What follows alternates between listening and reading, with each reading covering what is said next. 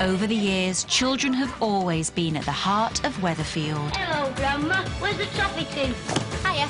Can I have 10 embassy? Yeah. And they've continually given us something to worry about. I hate you, you rotten cowie tart!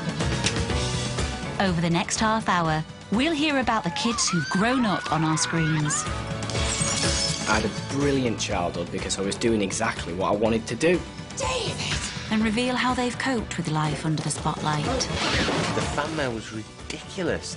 The old women, they always kind of grabbing my cheeks and saying, "Don't worry, we'll adopt you."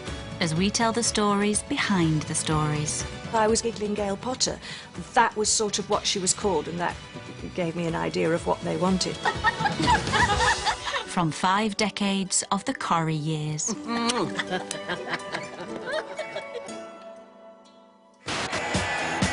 1974, and Harold Wilson becomes Prime Minister for the second time. The nation is introduced to miserly landlord Rigsby. What rising damp? My furniture's falling to pieces. How can you have rising damp in the attic, eh? And Coronation Street welcomes its latest teenager. Gail Potter, I sometimes think your mouth make a good buzz stop. I think I liked you better when you were in love with David Bowie. Sure, will you? I remember my first day here very, very well. Sitting on a bench outside the Rovers. Looking for me, were you? Gail was, I think, a little flirty. Was a little well, as flirty as you could be in those days. Huh, not unless you've got a 2 up and 2 down in Rosamond Street with a leaky bathtub. Oh, sharp, aren't we? You want to watch your friend? He just might cut himself. And I managed to get the lines out, and then that was it. That was the start of it. You can bet on it. Helen Worth was 23 when she got the part of 16-year-old Gail, but had been acting since childhood in TV shows like Z-Cars and Doctor Who. I've been around a bit, so to speak, and then came into the street and was very pleased when I got the contract to stay. The girls are moving in. Oh, well, Trish and this friend of hers. Yeah? Nout. The producers said, well, Tricia needs a friend, a pal. So we're going to introduce a playmate. And that was Gail Potter. You going to sit there all day? In actual fact, I auditioned to be Tricia Hopkins, but I didn't get the job. In fact, I auditioned 3 times, not getting the job, until Gail came along and I got that job. Have you the dynamic to succeed in a challenging career? What's dynamic, Leaf? Putting Tricia and Gail into the corner shop flat finds its roots in the Liverbirds, which was very, very successful at the time.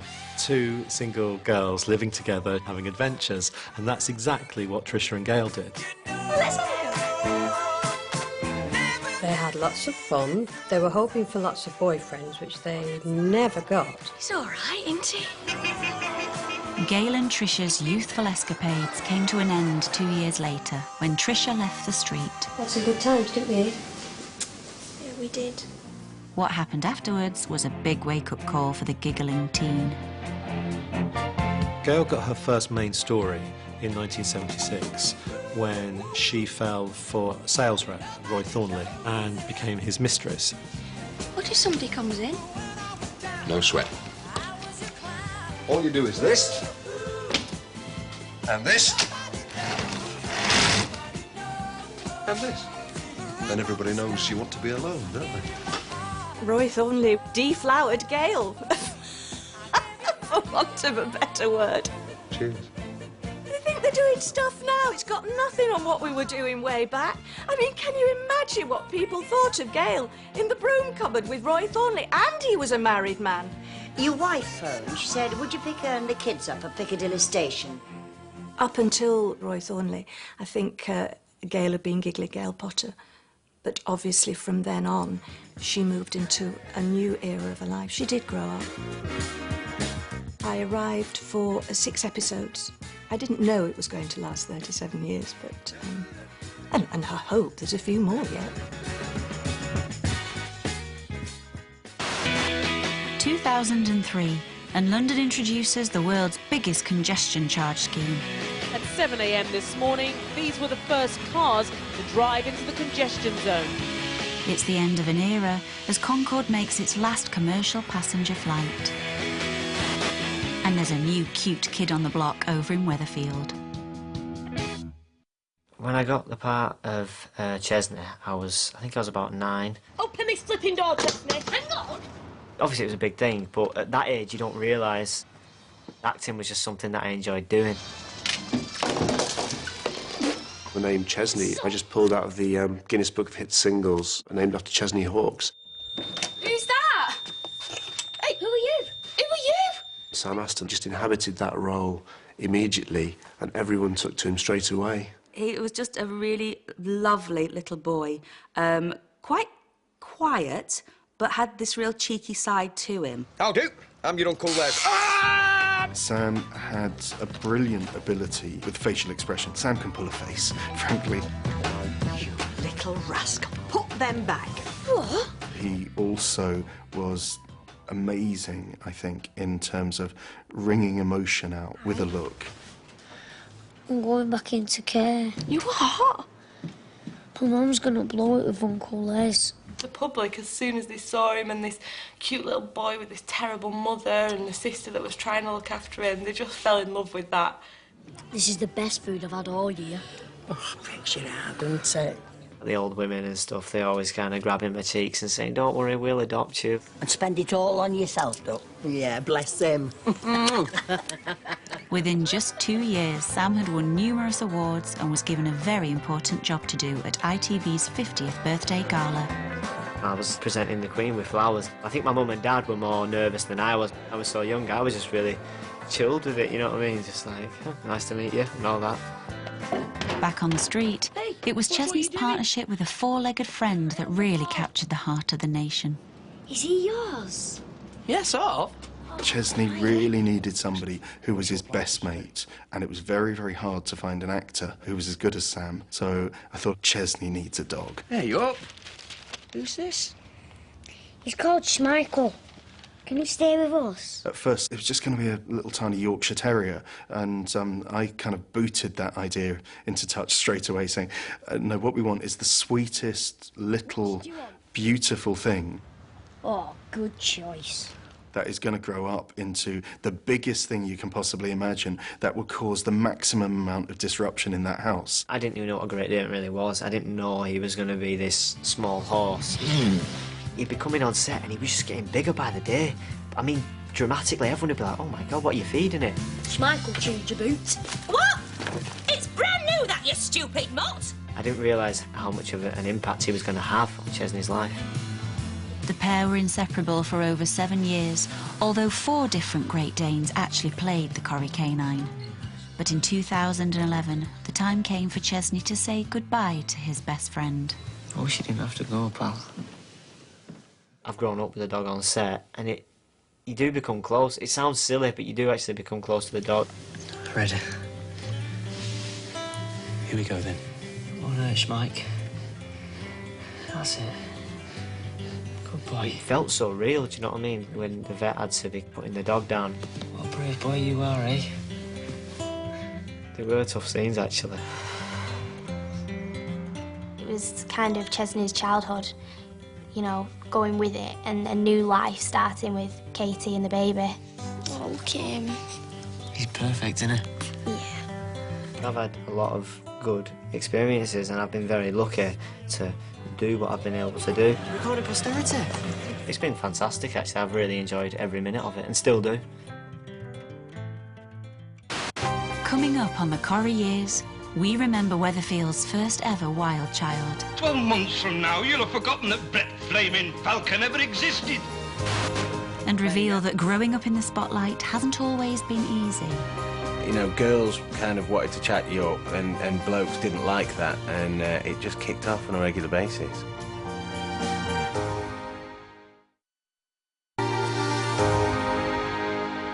Right as a button, I am. Nowadays, in soap opera, children are all over the place, you know, from the ages of birth through to, 18. In 1960s, in Coronation Street, there was Lucille Hewitt. That was it. 1960, and traffic wardens are unleashed on the streets of London. Nuclear-powered submarine HMS Dreadnought is launched in Cumbria. God bless her and all who serve in her. And Coronation Street's first child star is about to make her on-screen debut. Couldn't I just stop up for once? Just for once. Just for a bit. No, you couldn't. Oh, you're dead mean. Now, look here. 11-year-old Lucille Hewitt arrived on the doorstep of number 7 in the 4th episode of Coronation Street. I think she was the first sort of wild teenager. Well, she was pre-teen when she started, and that was in 1960. And obviously went through the swinging 60s. She was very much into Brett Falcon, who was the pop star of the show, very much like loads of kids were into the Beatles at the time. 12 months from now, you'll have forgotten that Brett Flaming Falcon ever existed. I think it was very nice for children to watch and identify with and see someone who dressed like them, did the hair like them. You're not old enough. Yeah.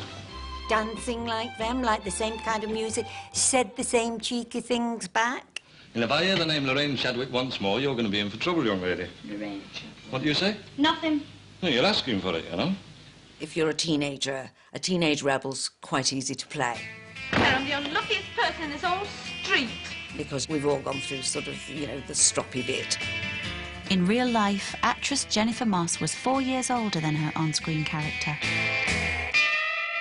Every day she was filming for the first 5 years, wardrobe used to bind her with bandages under her outfit to give her a flat chest. So she always felt, right from the start, that she wasn't allowed to grow up.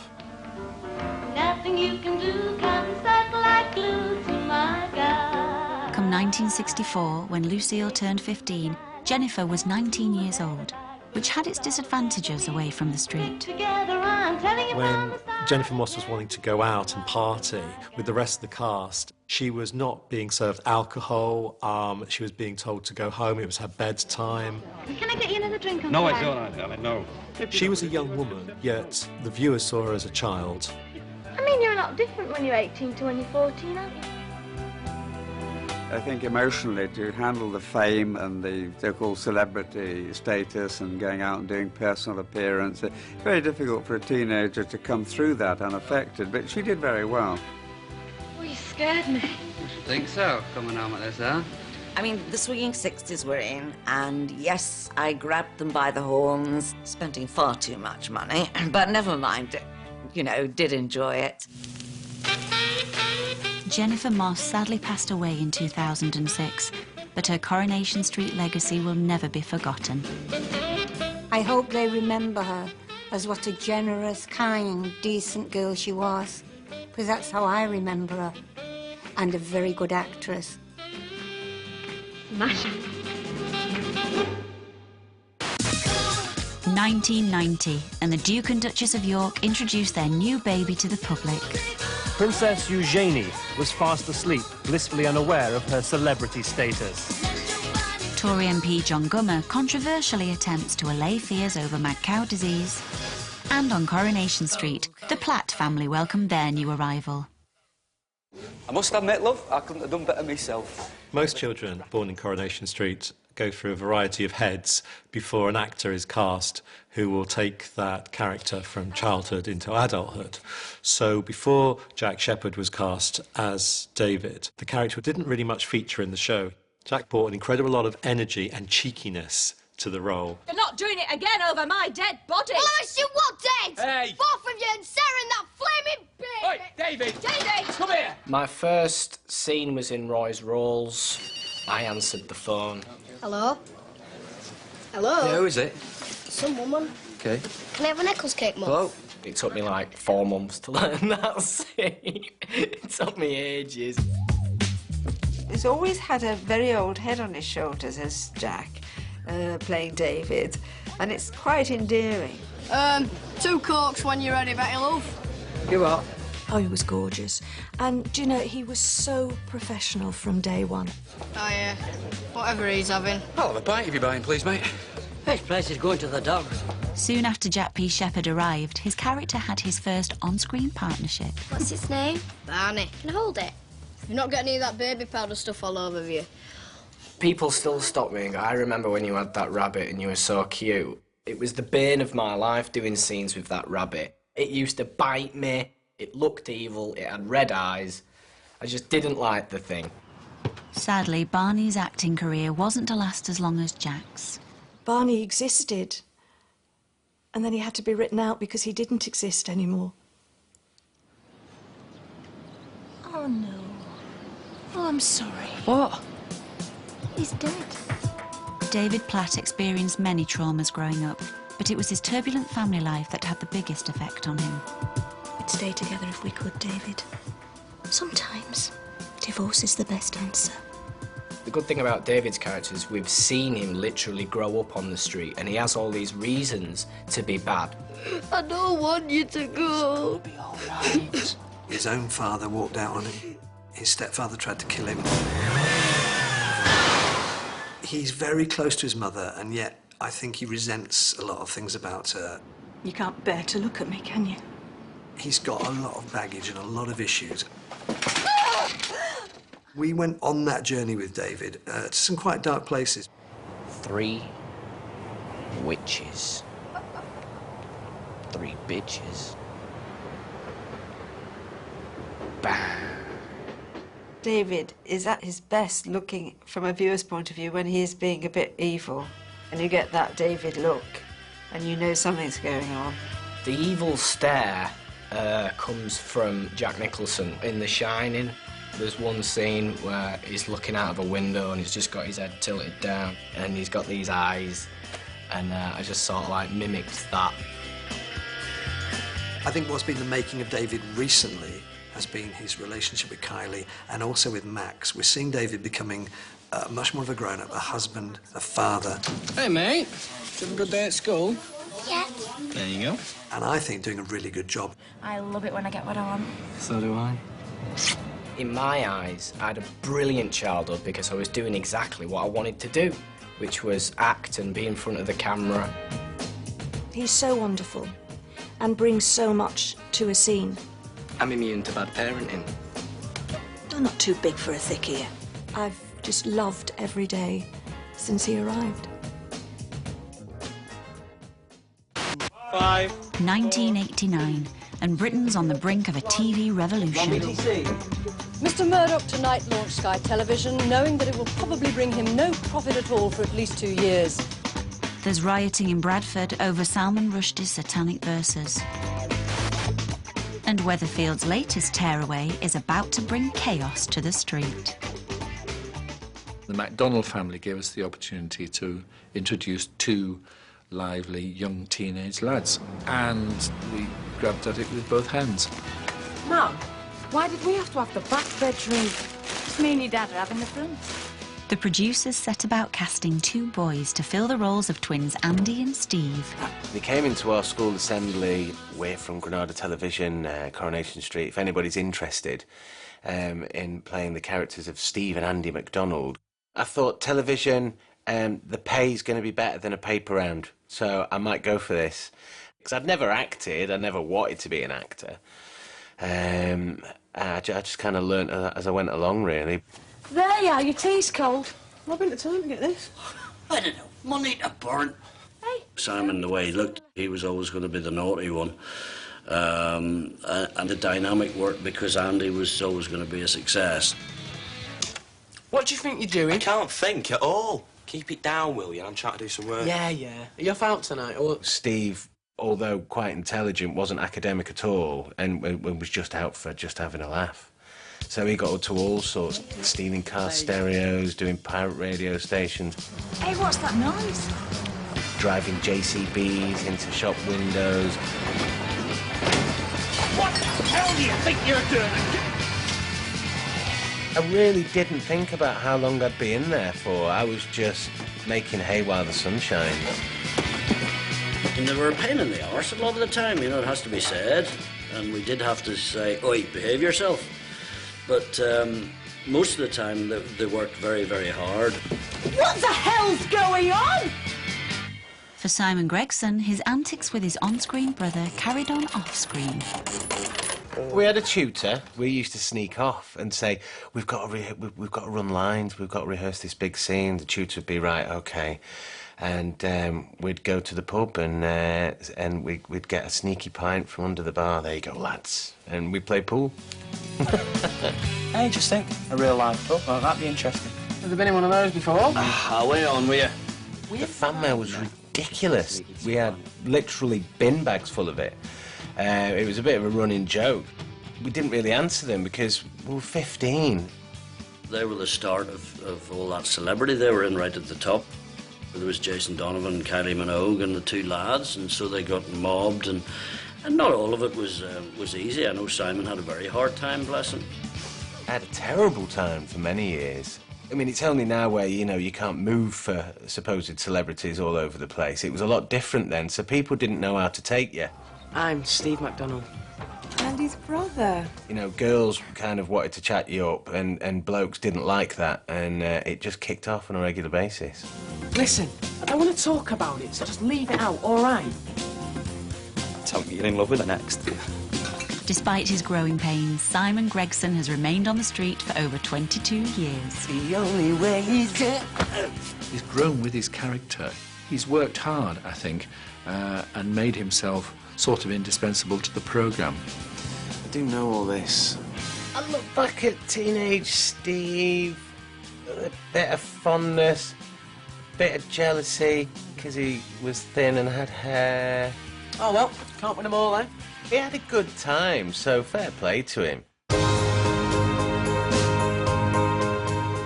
Waiting for the worst of news is part of life for those left behind, but when serving soldiers come back home, adapting to family life can have its own dangers. There's new drama next. Homefront.